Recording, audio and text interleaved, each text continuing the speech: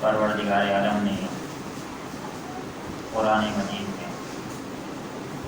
مومنین میں سے کچھ خاص لوگوں کی تعریفیں کرتے ہوئے آواز دی کہ مومنین میں سے کچھ مرد ایسے ہیں کہ جنہوں نے اللہ سے کیے ہوئے اپنے عہد کو سچا کر دکھایا۔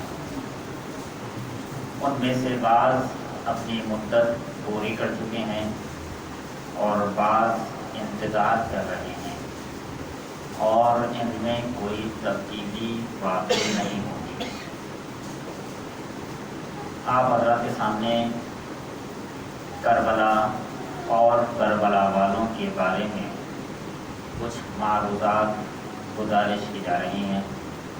کل آپ حضرات کے سامنے بیان کیا کہ پروردگار عالم نے اس آیت میں کربلا والوں کی کچھ صفات بیان کی ہیں، اور شاید یہی وجہ ہے کہ امام حسین علیہ السلام نے اس آیت کی کربلا میں مختلف جگہوں پر تلاوت کی تھی۔ جب جناب مسلم ابن یوسیجہ علیہ السلام کے سرانے پہنچے تو اس آیت کی تلاوت اور آواز دی کہ من المؤمنین رجال صدقوا ما عاهدوا اللہ علیہ۔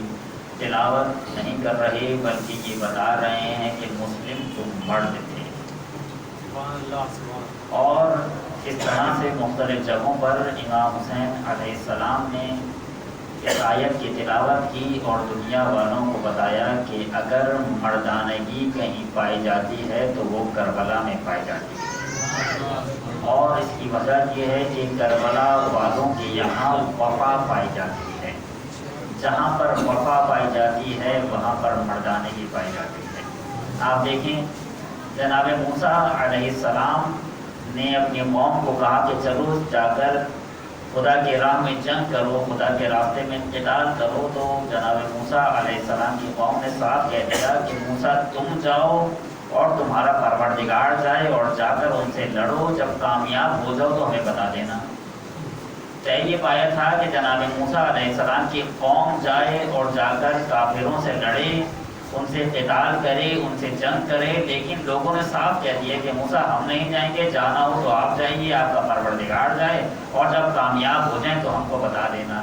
یعنی لوگ اپنے شانوں سے ذمہ داری کو ہٹا رہے تھے اور صاف کہہ رہے تھے کہ ہم یہ ذمہ داری اور اس ذمہ داری کا بوجھ اٹھانے کے قابل نہیں ہیں۔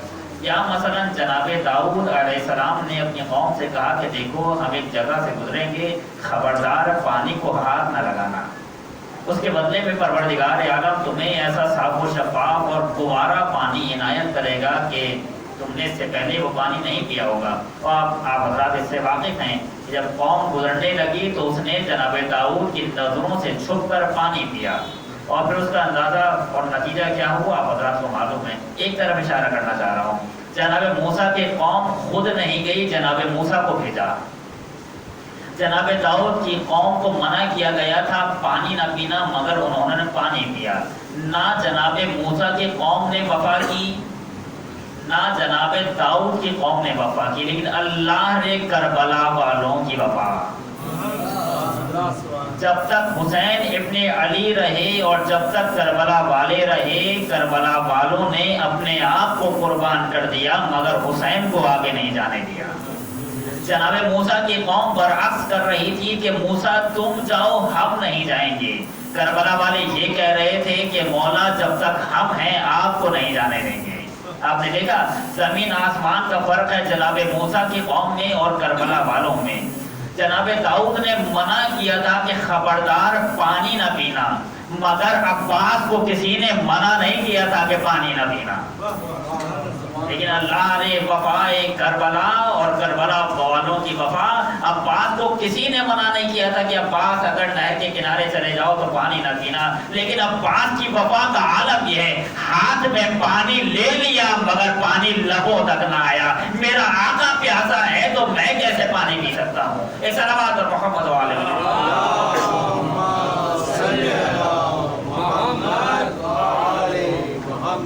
گزشتہ قوموں میں اور جناب امام حسین علیہ السلام کے اصحاب میں یہی فرق ہے، اسی لیے آواز دی تھی کہ ما رأیت اصحابا اوفا و ابر من اصحابی، جیسے اصحاب مجھے ملے ایسے اصحاب کسی کو نہیں ملے، نہ اس سے پہلے کسی نبی کو ایسے اصحاب ملے، نہ اس سے پہلے کسی امام کو ایسے اصحاب ملے، نہ اس کے بعد کسی امام کو اصحاب ملے۔ ہاں اگر ایسے اصحاب ملیں گے تو صرف حضرت بقیت اللہ کو ملیں گے۔ اور اگر کوئی یہ پوچھنا چاہتا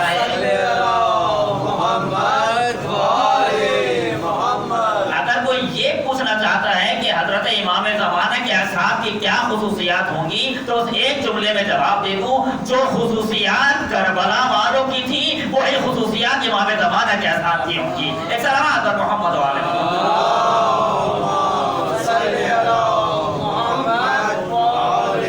محمد۔ یہی وجہ ہے کہ حضرت امام حسین علیہ السلام اور حضرت امام زمانہ علیہ السلام میں خاص شباہت ہے، ان دونوں میں شباہت ہے۔ اس شباہت کو آپ جمع کرتے رہیے، مختلف جگہوں سے کیا کیا شباہت پائی جاتی ہے۔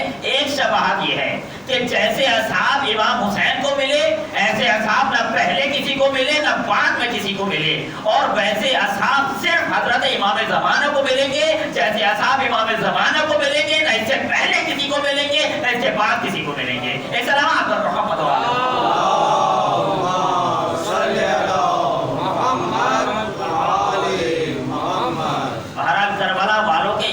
پائی جاتی تھی، اور خود پروردگار عالم نے اس آیت میں صاف لفظوں میں کہہ دیا کہ مردانگی وہی پائی جائے گی جہاں پر وفا پائی جائے گی، کہ من المؤمنین رجال، جب اس رجال اور مردوں کا تعارف کرایا تو فوراً آواز تھی صدقوا ما عاہد اللہ علیہ۔ اگر یہ پہچاننا چاہتے ہو تاریخ میں مرد کون ہے تو یہ دیکھنا تاریخ میں وفا کہاں تھی۔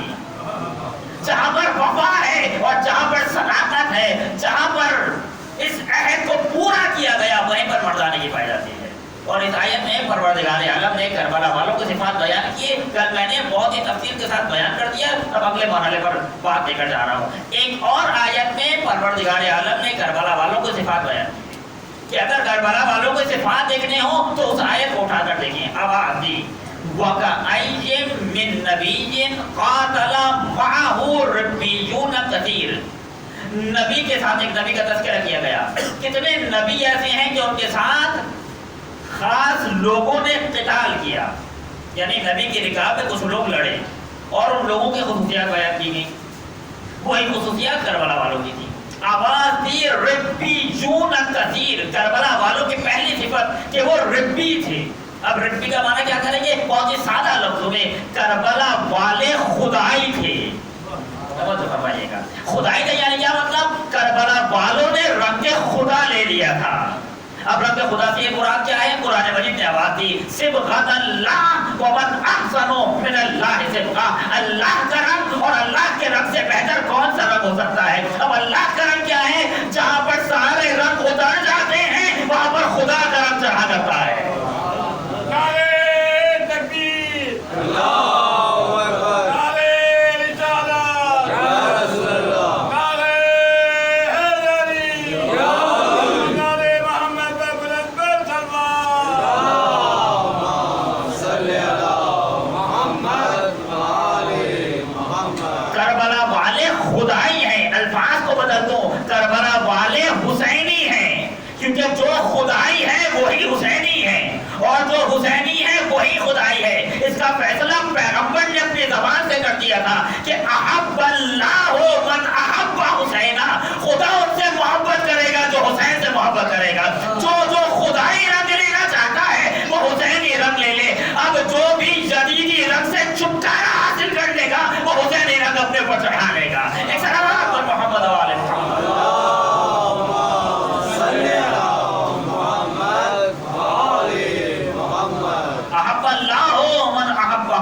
کتنا لطیف جملہ ہے کہ جو بھی حسین سے محبت کرے گا پروردگار اس سے محبت کرے گا، یعنی محبت پروردگار کا ملان امام حسین کی محبت ہے۔ اگر کوئی یہ دیکھنا چاہ رہا ہے کہ کون کتنا خدا کا محبوب ہے تو یہ دیکھیں کون کتنا حسین سے محبت کرتا ہے۔ ایک سلام پر محمد و آل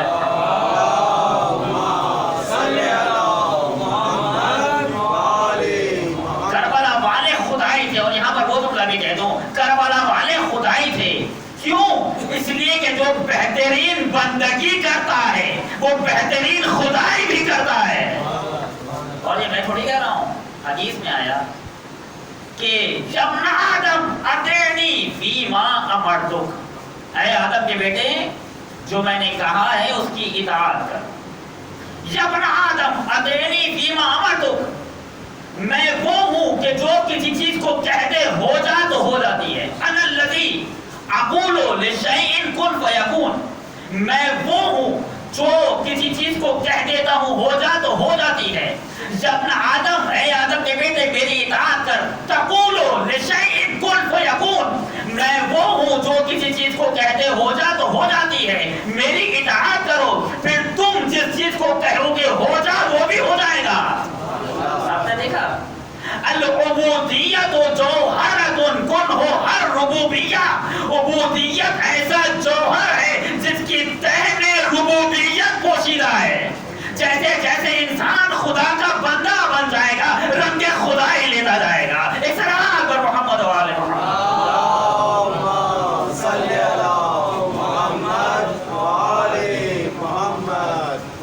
رنگ خدائی لیتا جائے گا، یعنی خدا کے صفات انسان سے ظاہر ہوتے رہیں گے جیسے جیسے انسان رنگ خدائی لیتا جائے گا. بہرحال وَكَأَيٍّ مِّن نَّبِيٍّ قَاتَلَ مَعَهُ رِبِّيُّونَ كَثِيرٌ، پہلی صفت کربلا والوں کی کہ وہ خدائی تھے. پھر آواز دی فَمَا ضَعُفُوا فَمَا وَهَنُوا لِمَا أَصَابَهُمْ فِي سَبِيلِ اللَّهِ، یہ سست نہیں ہوتے. کربلا والوں کی دوسری صفت، کربلا والے کبھی سست نہیں ہوتے. کربلا والوں کے حوصلے بلند ہوتے ہیں. یاد رکھیے گا جس کے حوصلے پست ہوں وہ کربلا والوں کے ساتھ آگے نہیں بڑھ سکتا. کمزور ارادے والے آگے بڑھ ہی نہیں سکتے. اہل بیت کو وہ جوان چاہیں گے جن کے ارادے بہت زیادہ قوی اور بلند ہوں. کمزور ارادوں والے اہل بیت کے ساتھ چل ہی نہیں سکتے. جو کچھ دور چل کر تھک جائے وہ اہل بیت کے ساتھ آگے نہیں بڑھ سکتا. کیوں؟ اس لیے کہ ان کا راستہ بہت طولانی ہے، یہ بہت دور تک لے کر جانا چاہتے ہیں. اور جو بہت جلدی تھک جائے وہ اہل بیت کے ساتھ آگے بڑھ ہی نہیں سکتا. فما وہنوا لما اصابهم فی سبیل اللہ، جو بھی خدا کی راہ میں آتا ہے یہ اس کے مقابل میں سست نہیں پڑتے. پھر آواز دی وما ضعفوا، یہ ضعیف نہیں ہوتے، یہ کمزور نہیں ہوتے. کیوں؟ اس لیے کہ ان کے پیچھے خدا ہے. جس کے پیچھے خدا ہو وہ کبھی کمزور نہیں ہوتا. کیوں؟ بند راستے میرے لیے ہیں، خدا کے لیے نہیں. راستے میرے لیے بند ہوتے ہیں، خدا کے لیے راستے بند نہیں ہوتے. میرے لیے راستے بند ہوتے ہیں، خدا راستوں کو بنا دیتا ہے. ایک سلام پر محمد و آل محمد.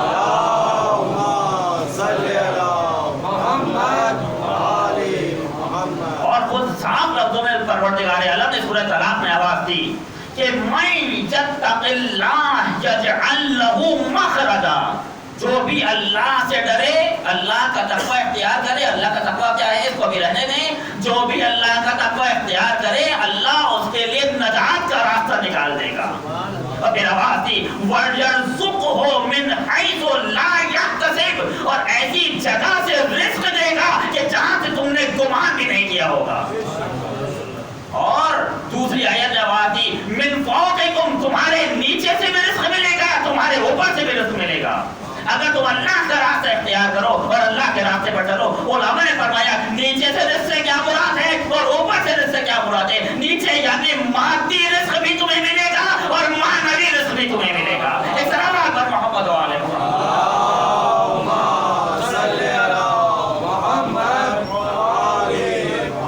من فوقکم ومن تحت ارجلکم، تمہارے قدموں کے نیچے سے بھی تمہیں رزق ملے گا، یعنی مادی رزق بھی تمہارا اور معنوی اور روحانی رزق بھی تمہارا.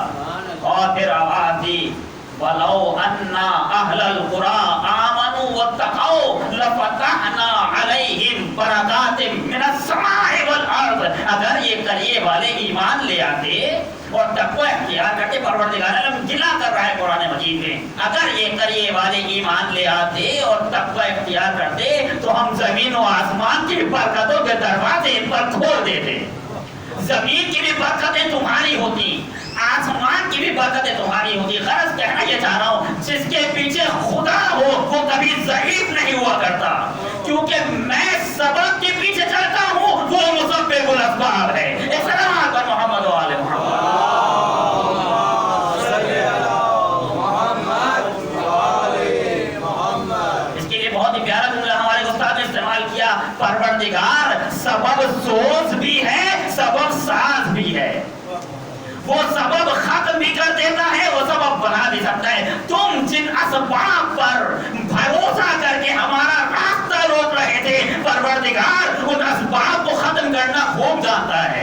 اور پروردگار اپنے بندوں کو راستہ دینا بھی خوب جانتا ہے. کہیں تم ہمارا راستہ روک رہے تھے, آج دنیا کا کوئی ایسا کونا نہیں ہے جہاں پر ہم نہ پائے جاتے ہوں. اس طرح پر محمد و آل محمد.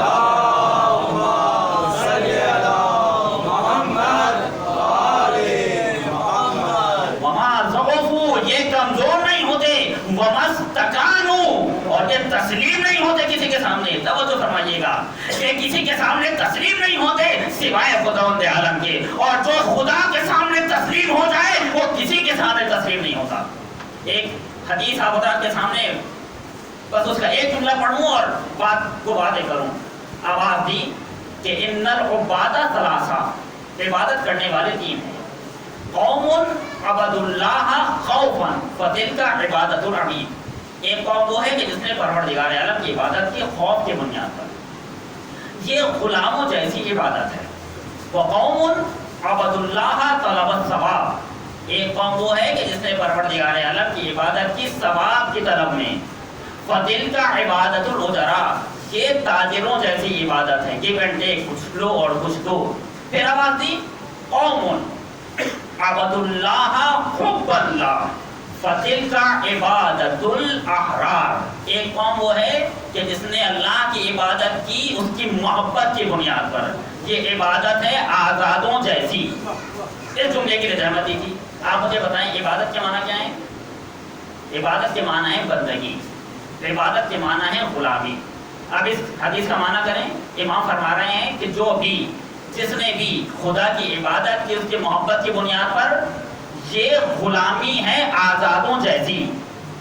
اس کا کیا معنی بن رہا ہے؟ انسان یا غلام ہوگا یا آزاد ہوگا. یہ نہیں ہو سکتا کہ انسان ایک ہی وقت میں غلام بھی ہو اور ایک ہی وقت میں آزاد بھی ہو. امام کہنا کیا چاہ رہے ہیں کہ جس نے بھی خداوند عالم کی محبت میں خدا کی غلامی کی, یہ غلامی ہے آزادوں جیسی. اے میرے پروردگار, انسان یا غلام ہوگا یا آزاد ہوگا. معصوم آواز دیں گے کہ میں یہی کہنا چاہ رہا ہوں کہ جو بھی خدا کی غلامی میں آ گیا وہ ہر غلامی سے آزاد ہو جاتا ہے, اور پھر وہ کسی کا غلام نہیں بنتا. کہ وہ ایک سجدہ جسے تو گرا سمجھتا ہے, ہزار سجدوں سے دیتا ہے آدمی کو نجات.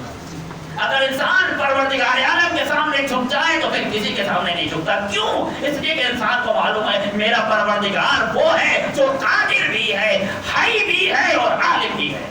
میں جاہل ہوں, وہ عالم ہے. میں ضعیف ہوں, وہ قادر ہے. میں ناتوان ہوں, وہ قادر ہے. میں کچھ نہیں جانتا, وہ سب جانتا ہے. وہ ایسا قادر ہے کہ اس کو کسی سبب کے پیچھے نہیں چلتا, سبب اس کے پیچھے پیچھے چلا کرتے ہیں. اور یہاں پر اس بات کو سمجھانے کے لیے ایک اور آیت کا سہارا لوں. آواز دی وبشر المخبتین. اے پیغمبر, اخبار کرنے والوں کو بشارت دے دو. یہ اخبار کیا ہے اس کو سمجھانے کے لیے ایک چھوٹی سی مثال دوں.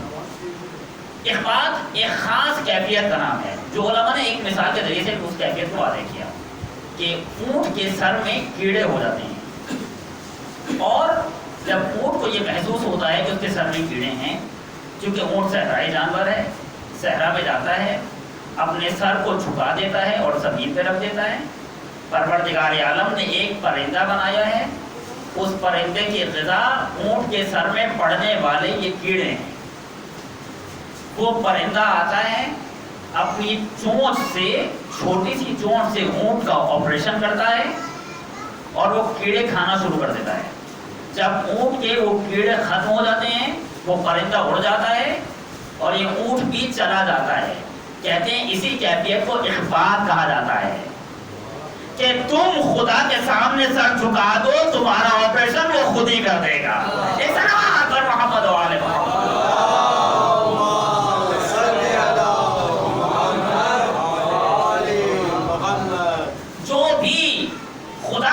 تسلیم ہو جائے وہ کسی کے سامنے تسلیم نہیں ہوتا. بہرحال کربلا والوں کی آخری صفت جو اس آیت میں بیان کی گئی کہ یہ کسی کے سامنے تسلیم نہیں ہوتے. کربلا والے تسلیم محض تھے پروردگار عالم کی بارگاہ میں, کسی چیز سے ڈرے نہیں, کسی چیز سے پریشان نہیں ہوئے. ایک ایک کر کے کافی مراحل ہیں, بس تقریباً یہاں پر آج کی بات کو تمام کروں گا کہ کربلا والے کسی چیز سے ڈرے نہیں, سخت سے سخت مراحل آئے. آپ کو معلوم ہے کربلا کی جنگ کیسی جنگ تھی؟ کربلا کی جنگ میں رشتہ دار آپس میں لڑ رہے تھے.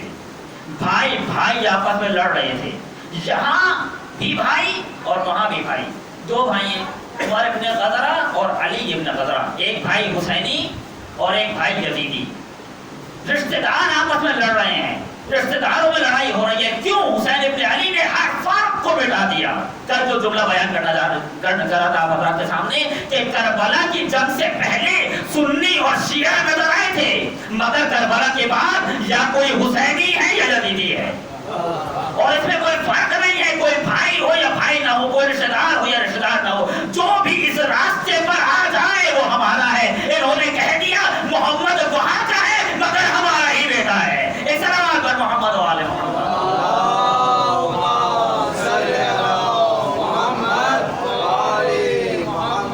حارث ابن زیاد اور کمیل ابن زیاد، یہ دو بھائی ہیں، دونوں زیاد کے بیٹے۔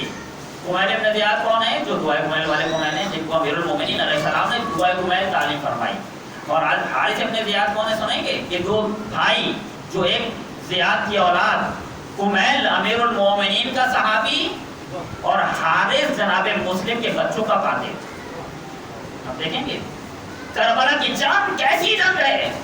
جناب بریر علیہ السلام جو معلم قرآن ہے، جب جنگ جو صحابی امام حسین ہیں جنگ کرنے کے لیے گئے میدان میں، کربلا کے میدان میں، ایک شخص نے جناب بریر کو پہچان لیا اور کہنے لگا بریر تم معلم قرآن ہو اور تم نے میرے بچوں کو پڑھایا ہے۔ توجہ فرمائیں، یہ لوگ ایک دوسرے کو پہچانتے تھے، مگر ایک گروہ وہ تھا جو حق پر تھا، ایک گروہ وہ تھا جو باطل پر تھا۔ جب بات حق اور باطل کی آ جائے وہاں پر رشتہ داریاں نہیں ہوتی۔ اس کی ایک اور مثال دوں گا، لیکن بہرحال مجبور ہوں شاید نام نہ لے سکوں۔ بہرحال ایک صلوات پر محمد و آل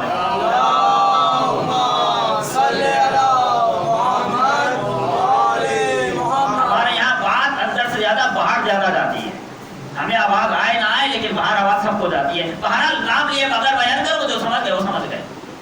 امیر المومنین علیہ السلام کا پھوپھی زاد بھائی، نام حضرات اپنے ذہنوں میں لے آئیں، امیر المومنین کا پھوپھی زاد بھائی پیغمبر، اور ظاہر ہے پیغمبر کا پھوپھی زاد بھائی بھی ہے، پیغمبر کا پھوپھی زاد بھائی جو امیر المومنین علیہ السلام پھوپھی زاد بھائی، وہ بیٹھا تھا، پیغمبر بیٹھے تھے، امیر المومنین بیٹھے تھے، اور وہ جو امیر المومنین کا پھوپھی زاد بھائی تھا امیر المومنین کو دیکھ کے رو رہا تھا۔ آپ پہچان دیں گے تھوڑا آگے بڑھ کے، کون تھا؟ رو رہا تھا۔ پیغمبر نے آواز دی کہ کیا علی سے محبت کرتے ہو؟ اس نے کہا یا رسول اللہ، یہ کوئی پوچھنے کی بات ہے؟ پھر پیغمبر نے فرمایا کہ وہ وقت بھی آئے گا جب تم علی کے مقابل پر آ کے کھڑے ہو جاؤ گے۔ وہ پریشان ہو گیا کہ کیا ایسا بھی ہو سکتا ہے؟ جب پیغمبر کے بعد حالات کشیدہ ہوئے، کوئی گھر سے باہر نہیں نکلا، امیر المومنین کا یہ پھوپھی زاد بھائی گھر سے باہر نکلا اور امیر المومنین کا دفاع کیا، مقابلے پر نہیں آیا تھا، دفاع کر رہا تھا۔ یہاں تک کہ سن 11 ہجری میں یہ معرکہ ہوا ہے، سن 36 ہجری میں جنگ جمل ہوئی ہے، 25 سال کا وقفہ ہے۔ 25 سال کے وقفے میں وہ جو امیر المومنین کی محبت میں آنسو بہایا کرتا تھا، امیر المومنین کے مقابل پر آ کے کھڑا ہوا۔ امیر المومنین علیہ السلام بغیر درا کے سامنے آئے اور اسے آواز دی کہاں ہے وہ؟ اسے بلایا، کسی نے کہا کہ آج اس کی خیر نہیں ہے، اور پھر امیر المومنین علیہ السلام کے سامنے آیا۔ امیر المومنین علیہ السلام نے اسے نصیحت کی کہ سنو، کیا تم اس سے محبت نہیں کرتے تھے؟ تمہیں یاد نہیں ہے کہ پیغمبر نے تمہارے بارے میں کیا کہا تھا کہ تم میرے مقابل پر آ کے کھڑے ہو جاؤ گے؟ وہ رونے لگا اور روتے روتے چلا گیا۔ نہ اس نے اصحاب جبل کا ساتھ دیا اور نہ ہی امیر المومنین کا ساتھ دیا۔ ایک جملہ آپ سے کہنا چاہتا ہوں کہ مسئلہ کیا تھا؟ جب اس شخص نے اصحاب جبل کو چھوڑ دیا تو پھر ہم نے اسے کیوں نہیں اپنایا؟ ہم نے اسے صحابیت کے دائرے میں کیوں داخل نہ کیا؟ کیونکہ جب اس نے اصحاب جبل کو چھوڑ دیا تو ہمیں اپنا لینا چاہیے تھا۔ نتیجہ اس کا یہ ہوا، وہ اصحاب جبل کو چھوڑ کے چلا گیا، اس نے امیر المومنین کا بھی ساتھ نہیں دیا۔ ایک صحرا میں گئے، ایک شخص نے آگے سے قتل کر دیا جو بعد میں خارجی بنا۔ سوال یہ کرنا چاہ رہا ہوں کہ جب اس نے اصحاب جبل کو چھوڑ دیا تو ہم نے اسے کیوں نہیں اپنایا؟ کہنا یہی چاہ رہا ہوں، صرف باطل کو چھوڑ دینا کافی نہیں ہے، ہم کا ساتھ دینا ہوگا۔ ایک سلام پر محمد و آل محمد۔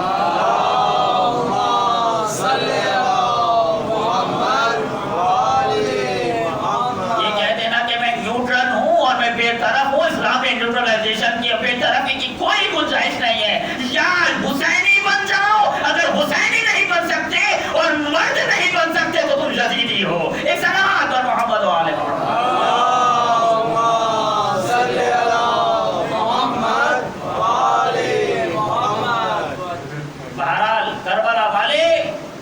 से मुनफरिद। और करबला वालों ने हमें बता दिया, देखो मसला ये नहीं है कि कौन क्या है।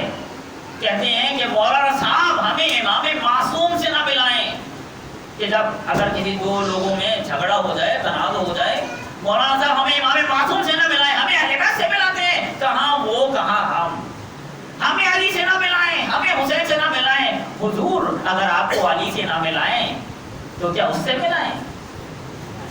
अगर आपको हुसैन से ना मिलाएं तो क्या यजीद से मिलाएं?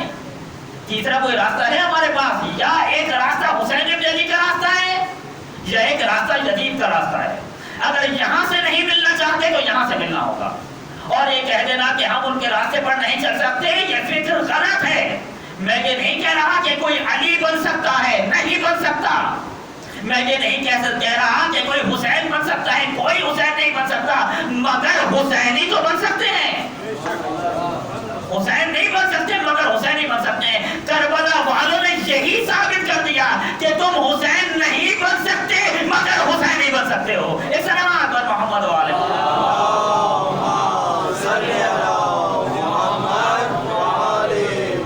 करबला वाले क्या थे? क्या मासूम थे? क्या आसमान से नाज़िल हुए? जी नहीं, हमारे ही तरह के इंसान थे। और हुर ने ये भी साबित कर दिया कि किसी का माजी जैसा भी हो, हाल देखा जाता है, माजी नहीं देखा जाता। एक सलावत पर मोहम्मद वाले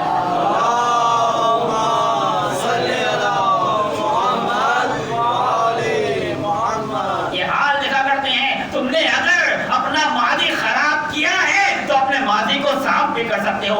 एक हुसैन में इतनी ताकत है कि ये हुसैन सालों में नहीं, महीनों में नहीं, लम्हों में बदल सकता है। अब वो तो फरमाइएगा, एक हुसैन में इतनी ताकत है जो सालों में नहीं, महीनों में नहीं, लम्हों में बदल सकता है। वो सफर जो इंसान 80 साल में किया करता है, हुसैन ने एक हुर को एक रात में वो सफर कराया है। और एक रात में हुर ने यजीदियत से हुसैनियत तक का सफर किया है। और आवाज दी, हुसैन कहते ही उसे है जो नामुमकिन को मुमकिन बना देता है। एक सलावत पर मोहम्मद वाले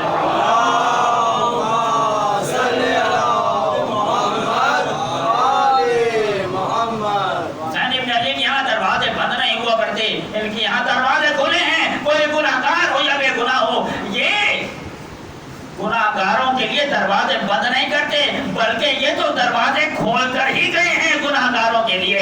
अगर गुनाहगारों के लिए दरवाजे बंद हो जाते तो हुर कैसे बनता? एक सलावत पर मोहम्मद वाले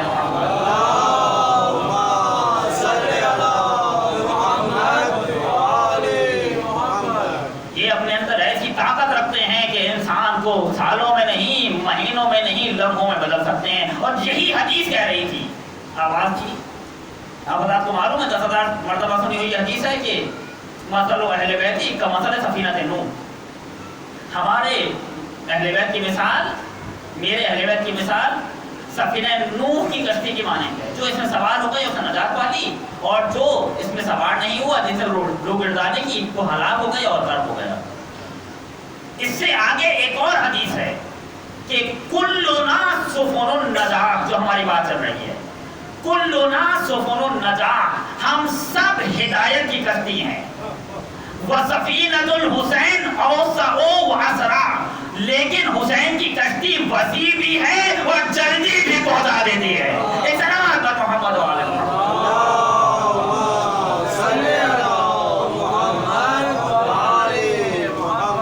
परवरदिगार आलम ने हुसैन इब्न अली को बनाया इस तरह से था। परवरदिगार आलम ने हुसैन इब्न अली को दिया ही कुछ इस तरह से, हुसैन तुम्हें कुछ ऐसा दूंगा कि दूसरों के पास नहीं होगा। आप देखें परवरदिगार आलम ने तकरीबन जो अहादीस में आया 10 सिफातें ऐसी दी हैं इमाम हुसैन अलैहिस्सलाम को कि हत्ता दूसरे इमामों के पास भी नहीं है। उनमें से एक आध चीज़ बयान करूं ताकि एहसास हो, तकरीबें जहन हो और आगे बढ़ जाओ। परवरदिगार आलम ने खास चीज़ें कुछ इमाम हुसैन अलैहिस्सलाम को दी जो दूसरे के पास भी नहीं है। मसलन क्या आप इमाम रिज़ा अलैहिस्सलाम की कब्र की मिट्टी उठा के खा सकते हैं? जी नहीं, हराम है। मिट्टी खाना हराम है। हत्ता पैगंबर की कब्र की मिट्टी भी उठा के नहीं खा सकते, हराम है, मगर खा के शिफा में शिफा है। मोहम्मद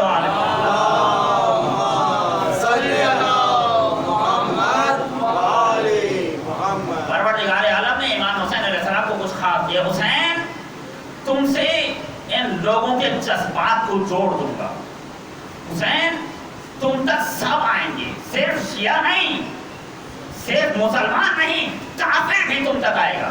کیوں؟ حسین تمہیں پیاسا رہنا پڑے گا، کچھ لوگ پیاس کے بہانے آئیں گے، حسین تمہیں مظلوم رہنا پڑے گا، کچھ لوگ تمہاری مظلومیت کو دیکھ کر آئیں گے، حسین تمہارے گھر والوں کو اذیتیں برداشت کرنا ہوں گی، کچھ لوگ اس بہانے سے آئیں گے۔ اب وہ حدیث سنیے، آواز دی کہ اِنَّ لِقَتْلِ الْحُسَيْنِ حَرَارَةً فِي قُلُوبِ الْمُؤْمِنِينَ لَا تَبْرُدُ أَبَدًا۔ حسین ابن علی کے لیے مومنین کے دلوں میں ایک حرارت ہے جو کبھی ٹھنڈی نہیں ہو سکتی۔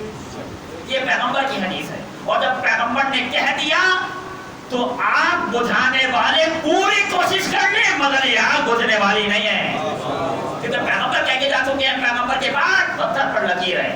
میں یہ مان سکتا ہوں کہ آج سورج نہیں نکلا، مگر یہ نہیں مان سکتا کہ انہوں نے کچھ کہا اور وہ پورا نہیں ہوا۔ اس طرح محمد والے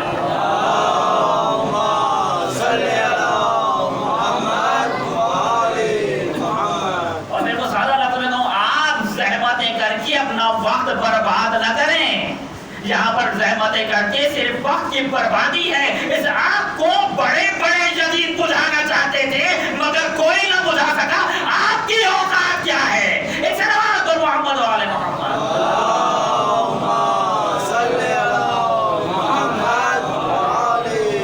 اب اس حدیث کے الفاظ کی طرح توجہ فرمائیں۔ اِنَّ لِقَتْلِ الْحُسَيْنِ حَرَارَةً فِي قُلُوبِ الْمُؤْمِنِينَ لَا تَبْرُدُ أَبَدًا۔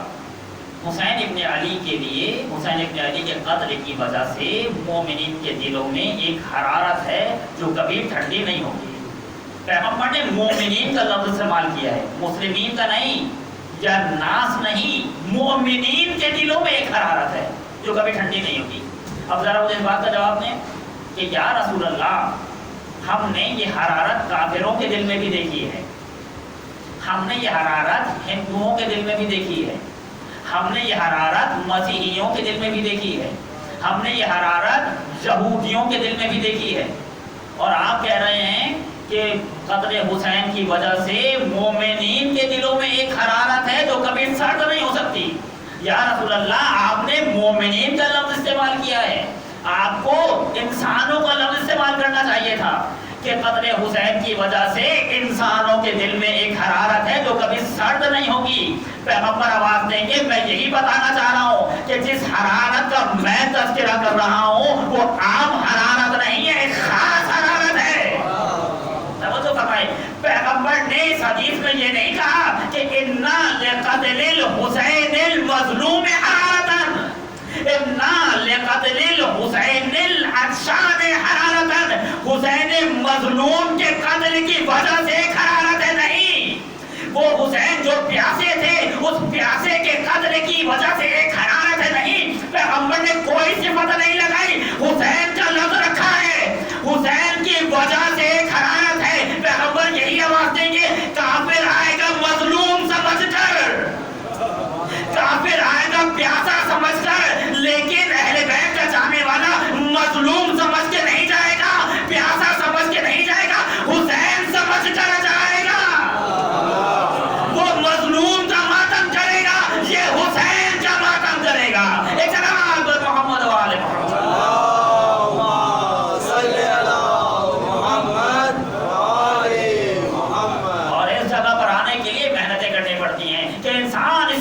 پر آ جائے کہ امام حسین علیہ السلام کو پہچان کر اب گریا کرے کہ اسے مارا گیا جو حسین تھا، کہ دنیا روتی ہے کہ جو مارا گیا وہ مظلوم تھا، جو مارا گیا وہ عطشان تھا، جو مارا گیا وہ پامال شدہ تھا، ہم روتے ہیں جسے قتل کیا ہے وہ حسین ابن علی تھا۔ آپ بتائیں، یہاں پر آخری بات کروں اور مسائل کے منزل پر آ جاؤں، آپ بتائیں دنیا میں بڑے بڑے واقعات ہوئے، بڑے بڑے حادثات ہوئے، ایک ایک وقت میں ہزاروں مارے گئے، ہوا نہیں ہوا؟ ایک ایک وقت میں کتنے لوگوں کو مار دیا گیا، اور جیسا ظلم و ستم ہم نے دیکھا جو آج کے زمانے میں ہم دیکھ رہے ہیں کہ ایک لمحے میں بہت بڑی تعداد مر گئی۔ آپ کہیں گے کہ جیسے ہم سے سوال کیا گیا، آپ کہیں گے کہ کربلا سے بڑے بڑے ظلم و ستم ہوا، مگر ہمارا کہنا یہ ہے کہ جیسا ظلم و ستم کربلا والوں پر ہوا ایسا ظلم و ستم کہیں نہیں ہوا۔ اس کا جواب کیا دیں گے؟ بات بالکل صحیح ہے کہ آج ہم دیکھتے ہیں کہ ایک ایک لمحے میں ہزاروں لوگ ختم ہو جاتے ہیں، ہوئے یا نہیں ہوئے؟ اور اس سے ملتی جلتی ایک اور بات بتائیں، 2 سوالات کروں۔ کربلا سے پہلے، یا الفاظ کو بدلوں، اسلام آنے سے پہلے ابو جہل ملا، اسلام آنے سے پہلے ابو لہب ملا، مگر کوئی فارمولا نہیں ملا، مگر کوئی جدید نہیں ملا۔ ہونا تو یہ چاہیے تھا کہ اسلام آنے کے بعد ظلم و ستم کم ہو جائے، اسلام آنے کے بعد فارمولا جیسے لوگ ملے، جدید جیسے لوگ ملے۔ اسلام آنے سے پہلے ابو جہل ملا، ابو لہب ملا، مگر کوئی فارمولا جیسا نہیں ملا۔ ہونا تو برعکس چاہیے تھا، یہ ہو کیا گیا؟ اس کو ذرا سمجھانے کے لیے ایک بات عرض کروں کہ قرآن مجید نے آواز تھی کہ قرآن مجید شفا ہے، قرآن مجید شفا ہے، لیکن فوراً قرآن مجید نے اس کو ادامہ دیا، وما جدید الظالمین الا خسارہ، ظالموں کے لیے یہ قرآن خسارہ ہے۔ اب اس کو حل کریں، قرآن شفا ہے یا خسارہ ہے؟ اور قرآن کہہ رہا ہے میں شفا بھی ہوں، اور یہی قرآن کہہ رہا ہے میں خسارہ بھی ہوں۔ شفا ہوں مومنین کے لیے، خسارہ ہوں ظالمین کے لیے۔ اب یہی بات یہاں پر ہے کہ اسلام آنے سے پہلے ابو جہل ملا مگر جدید نہیں ملا، اسلام آنے کے بعد تو یہ ظلم و ستم ختم ہو جانا چاہیے تھا، جدید بھی مل رہا ہے اور مولا بھی مل رہا ہے اور ساتھ بھی مل رہا ہے، شیبر بھی مل رہا ہے۔ یہ ہو کیا رہا ہے؟ ایک مثال سے بات واضح کروں، بارش ہوئی، جب بارش زرخیز زمین پر ہوئی تو کیا ہوا؟ ہریالی ہو گئی، لیکن جب یہی بارش کچرے پر برسی تو کیا ہوا؟ بدبو میں مزید اضافہ ہو گیا۔ بارش ایک تھی جو وہاں بھی برس رہی تھی، جو یہاں بھی برس رہی تھی، جہاں پر زرخیزی تھی وہاں پر ہریالی کا تھی، اور جہاں پر کچرا تھا وہاں پر مزید بدبو آ گئی۔ یہی کام قرآن مجید کر رہا تھا، جہاں پر دل زرخیز تھے وہاں پر سلمان بنے، اور جہاں پر صرف کچرا تھا وہاں ابو جہل سے شیبر بنے۔ دیکھا، یعنی وہ کام جو قرآن مجید کر رہا تھا کہ وہاں مومنین کے دلوں میں شفا دے رہا تھا، اور چونکہ کافروں کے یہاں زرخیزی نہیں تھی لہذا کہ ظلم و ستم میں مزید اضافہ ہو رہا تھا۔ یہی مسئلہ یہاں ہے۔ اب اس مسئلے کو حل کیجیے کہ بڑے بڑے ظلم و ستم ہوئے، لیکن جیسا ستم اور جیسا ظلم کربلا میں ہوا ایسا نہیں ہوا۔ اور اس کو جب ہم پر اعتراض کیا گیا تو اس کا کیا جواب ہونا چاہیے؟ اس کا جواب یہ ہے کہ ظلم اور ستم شخصیت کے مطابق ہوتا ہے۔ توجہ فرمائیے گا، ایک عام انسان کو اگر خدا نہ کرتا تماچا مارا جائے تو مجمع اکٹھا نہیں ہوگا، لیکن اگر اس ملک کے صدر کو تماچا مارا جائے تو مجمع نہیں پورا ملک اکٹھا ہو جائے گا۔ یہ کیا ہوا؟ تماچا تو اسے بھی لگا تھا، تماچا اسے بھی لگا تھا، کہنے لگے نہیں نہیں، اس کو جو تماچا لگا وہ الگ تھا، اسے جو تماچا لگا وہ الگ تھا، یہ عام شہری تھا، وہ ملک کا صدر یا وزیر اعظم تھا۔ یعنی ظلم و ستم شخصیت کے اعتبار سے دیکھا جاتا ہے، ظلم و ستم کی تعداد کو نہیں توڑا جاتا، شخصیت کو دیکھا جاتا ہے۔ یہی مسئلہ کچھ یہاں تھا، اسے قتل کیا گیا جو فرزند رسول تھا، اسے قتل کیا گیا جو ولی خدا تھا، اسے قتل کیا گیا جو خدا کا نمائندہ تھا۔ عام انسان کو قتل کیا جاتا مسئلہ نہیں تھا، حسین کو قتل کر دیا گیا، فرزند رسول کو قتل کر دیا گیا، ایک ولی خدا کو قتل کر دیا گیا، خلیفۃ اللہ کو قتل کر دیا گیا۔ تو جیسا ظلم و ستم یہاں دیکھا گیا ایسا ظلم و ستم کہیں اور نہیں دیکھا گیا۔ ایک صلوات پر محمد و آلہ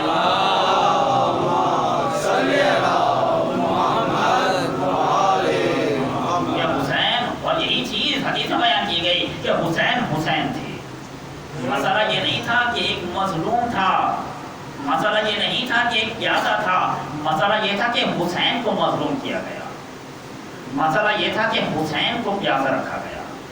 حسین فرزند رسول ہیں، حسین فرزند فاطمہ ہیں، اور افسوس کی بات یہ ہے کہ کربلا کے میدان میں لوگ کہہ رہے تھے کہ حسین ہمیں معلوم ہے تم فرزند رسول، حسین ہمیں معلوم ہے تم فرزند فاطمہ، لیکن میں پھر بھی تمہیں ماروں گا۔ یہ سینان ابن انس کے لوگ کہ حسین مجھے معلوم ہے تم فاطمہ کے بیٹے ہو، لیکن ہوا کرو میں تمہیں پھر بھی قتل کروں گا۔ حسین مجھے معلوم ہے تم علی کے بیٹے ہو لیکن ہوا کرو میں پھر بھی تمہیں قتل کروں۔ اور انہوں نے حسین کو قتل کر دیا، لیکن اس کے بعد حسین ابن علی اپنا کام کرتے ہوئے چلے۔ کچھ جگہوں پر حسین کے سر نے تلاوت کی، ام حسبت ان اصحاب الکہف والرقیم کانوا من آیاتنا عجبا، اور آواز دے رہے تھے تم میرے بدن اور سر میں جدائی ڈال سکتے ہو مگر مجھ میں اور قرآن میں جدائی نہیں ڈال سکتے۔ حسین مجسمہ قرآن ہے، حسین کو قتل تو کر دیا مگر حسین اپنا پیغام پہنچانا خوب جانتے ہیں، اور حسین نے اپنا پیغام پہنچا دیا۔ 11 محرم کو تو جملے ہمارے لیے بہت سادے ہو چکے ہیں، اتنا سن چکے ہیں ہم کہ بہت عام سے جملے ہو گئے ہیں۔ 11 محرم کو علی کی بیٹی کے ہاتھ باندھے گئے، 11 محرم کو سید سجاد کے گلے میں توق ڈالی گئی، ہاتھوں میں ہتھکڑیاں پہنائیں گے۔ سید سجاد امام ہیں، امام وقت ہیں، زینب کوئی عام خاتون نہیں ہے، زینب علی کی بیٹی ہے۔ اس زینب کے لیے زینب کا پڑوسی کہتا ہے کہ میں زینب کا کافی عرصہ پڑوسی رہا، دیکھنا تو دور کی بات میں نے کبھی زینب کی آواز بھی نہیں سنی۔ سوچئے آج ایسی زینب کو کوفے کے بازار میں لے کر آ گئے، آج ایسی زینب کو شام کے دربار میں لے کر آ گئے، مگر حسین اپنا کام کرتے ہوئے جا رہے ہیں۔ جہاں تک کہ یہ قافلہ ایک مرتبہ دیر راہب پر پہنچا اور اس یزید کے کارندوں نے دیکھا کہ ہاتھ نمودار ہوا اور اس نے یزید پر لان تان کی، ڈر گئے، پریشان ہو گئے، اور انہوں نے چاہا کہ راہب کے گھر میں پناہ لیں۔ راہب کے گھر میں جملہ سنیں گے، سارے جدیدی راہب کے گھر میں پناہ لے کر سو گئے مگر علی کی بیٹی باہر کھڑی رہی، سید سجاد باہر کھڑے رہے۔ ایک مرتبہ راہب کے کانوں میں تسبیح و تحلیل کی آواز آئی، اب جو باہر آ کر دیکھا ایک صندوق سے